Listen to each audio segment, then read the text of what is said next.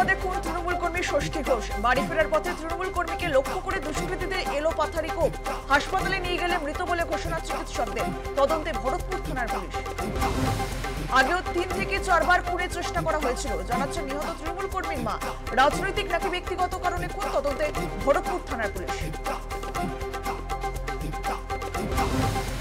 বাঙালি শ্রমিক নির্যাতন ও আটক বিতর্কে হাইকোর্টে হাজিরা ওড়িশার এজি পীতাম্বর আচার্যের। বাঙালিরা আমাদের বন্ধু ও ভাই, এটা নিয়ে বিতর্ক তৈরি করবেন না বললেন ওড়িশার এজি। ওড়িশা সরকার সন্দেহবশে কাউকে আটক করলেও গ্রেপ্তার করা হয়নি। ভারতের নাগরিক কিনা খতিয়ে দেখতে আটক করা হয় জানালেন ওড়িশার এজি পীতাম্বর আচার্য। বাঙালি নিগ্রহ কাণ্ডে ওড়িশা সরকারের হলফনামা তলব করল হাইকোর্টের ডিভিশন বেঞ্চ। ওড়িশার এজি মুখে যা বলেছেন সেটা হলফনামা আকারে জমা দিতে হবে, নির্দেশ হাইকোর্টের। নির্বাচন কমিশনকে কড়া চিঠি মধ্যশিক্ষা পর্ষদের। বুথ লেভেল অফিসার চেয়ে চিঠি কমিশনের। মাধ্যমিকে অনেক কর্মীর প্রয়োজন, কর্মী দেওয়ায় অসুবিধা। কমিশনের চিঠিতে আপত্তি জানিয়ে পাল্টা চিঠি পর্ষদের। আগে কেন্দ্রীয় নির্বাচন কমিশন নিজে নিরপেক্ষ হোক, তারপর রাজ্য রাজ্য নিরপেক্ষ আধিকারিককে নিয়োগ করতে হবে।